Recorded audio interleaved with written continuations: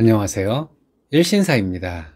저희 채널에는 신박한 사연들이 많이 있으니 많은 분들의 구독 부탁드립니다.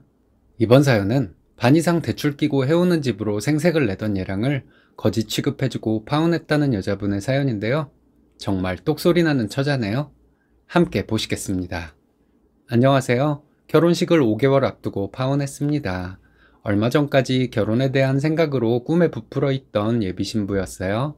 남친은 집을 해온다고 온갖 생색을 내고 며느리 도리를 강요하는 말도 많이 했습니다. 어찌되었든 제가 적게 해가는 것이니 남친의 말을 감수하려고 했는데 보면 볼수록 이건 아니다 싶더라고요. 참고 있다가 저도 모르게 폭발해서 쉴 새 없이 쏘아붙이고 헤어지자 했습니다. 남친이 지금까지 톡을 보내고 있는데 지치면 그만두겠죠. 얘랑이었던 남친과 저는 동갑내기 커플이었습니다. 오랜 연애 끝에 드디어 결혼이라는 결실을 눈앞에 두었었는데 이런 이유로 파혼을 하게 될 줄은 정말 몰랐네요. 오랜 연애 기간 동안 소소하게 싸운 적도 있었고 대판 싸운 적도 있었지만 이렇게 정이 뚝뚝 떨어진 적은 없었던 것 같아요. 자존심 때문에 가까운 친구들에게도 정확한 파혼 이유에 대해서는 말하지 못했습니다.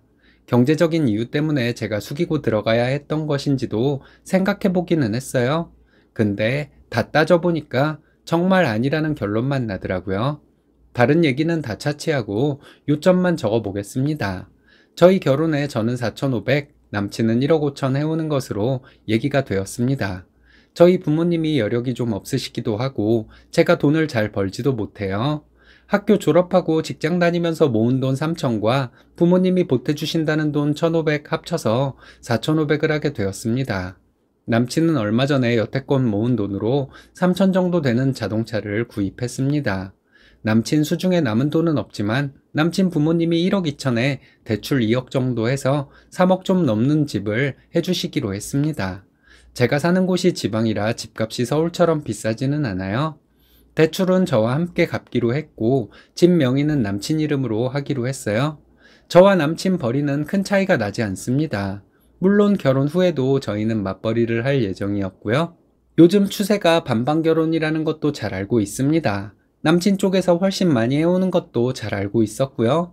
그런 점을 생각해서 남친에게 좀 어렵게 출발을 하더라도 반반으로 시작하자 했지만 남친은 싫다고 하더군요. 그리고는 제가 자존심이 상할 만한 말들을 수도 없이 했어요.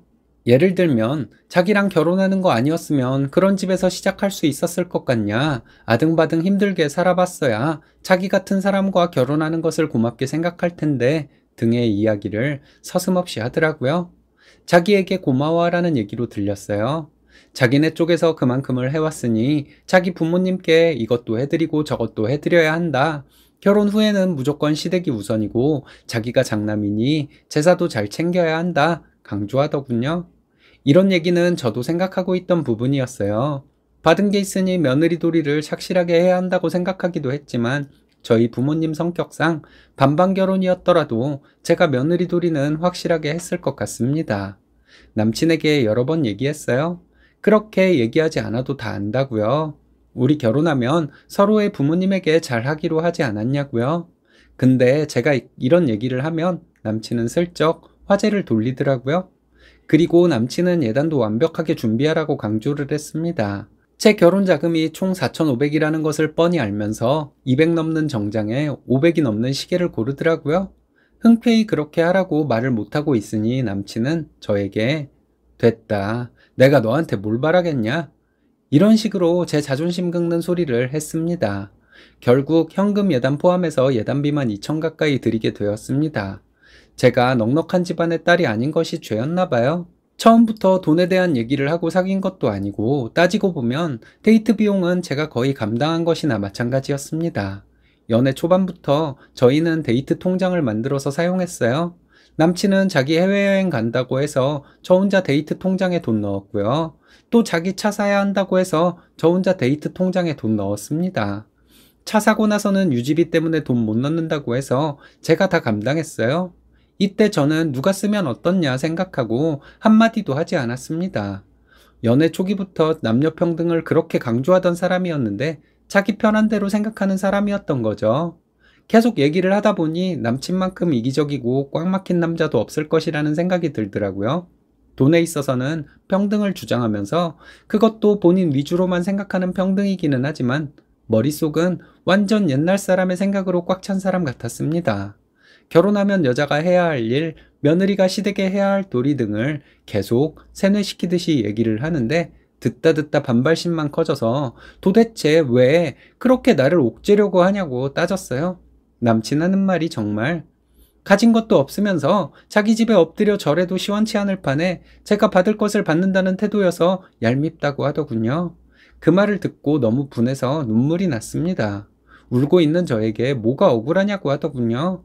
다 울고 나서 마음이 진정되고 헤어지자고 했습니다. 원래 그 전부터 헤어져야겠다는 생각을 하고 있었는데 그동안 진행해온 것들이 아까워서 결단을 못 내리고 있었던 것 같아요. 너보다 적게 해가는 내가 얄밉다는 것이 말이 되냐? 그럴 수 있다고 치자. 그럼 나랑 결혼을 안 하는 게 정상이다. 이렇게 말했습니다. 지금까지 5년 동안 내가 데이트 비용을 거의 다 냈는데 내가 언제 생색 한 번 낸 적 있냐?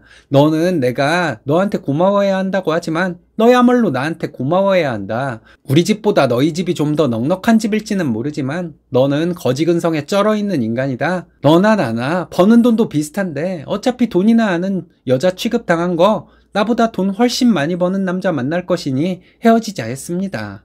남친은 제가 세상물정을 모른다고 하더군요.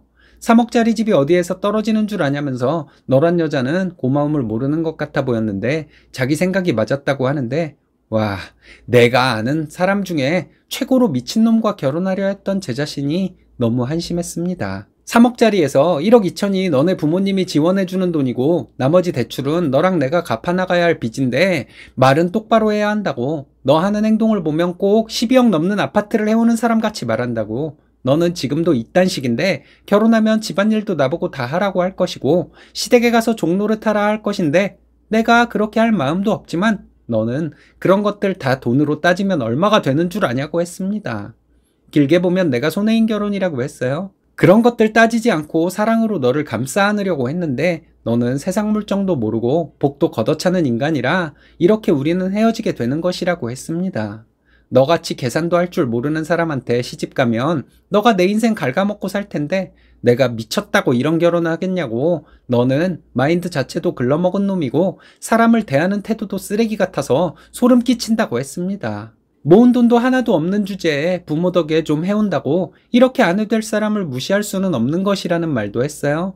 자기 능력 부족에 대한 컴플렉스를 꼭 그렇게 풀어야겠다고 한다면 너 같은 찌질이에 자격지심을 받아줄 다른 여자 찾아보라고 했습니다.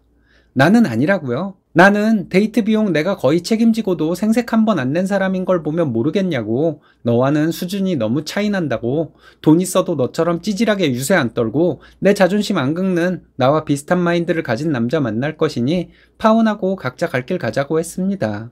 남친은 어안이 벙벙한 표정으로 말도 못하고 있더라고요. 먼저 일어나서 나왔어요.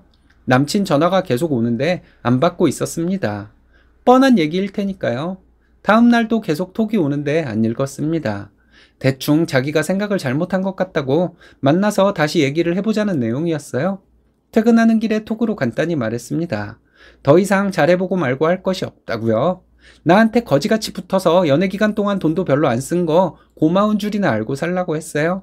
나는 너와 달라서 그때는 내가 쓸만한 가치가 있다고 생각하고 썼던 돈이니 돌려달라거나 할 일은 없다고 했습니다. 일주일 정도 지났는데 제가 수신 차단을 해놓았거든요. 계속 톡은 오지만 안 읽고 있습니다. 저에게는 별 의미 없는 내용일 테니까요. 남친 어머니에게도 전화가 몇 번 왔는데 안 받고 있어요. 저희 부모님께는 자세히 말씀드렸고 저희 부모님은 저에게 잘했다고 하시면서 좀 미안한 듯한 표정이셨습니다. 제가 오히려 죄송하죠. 남자 잘못 만나서 부모님 속상하게 해드렸으니까요. 암튼 저는 이렇게 파혼을 했습니다. 시원한 마음이 더 크네요. 다행이라는 생각도 들고요.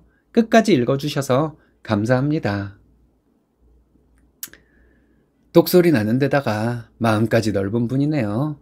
결단력까지 갖추셨으니 행복한 인생 사실 거라 믿습니다.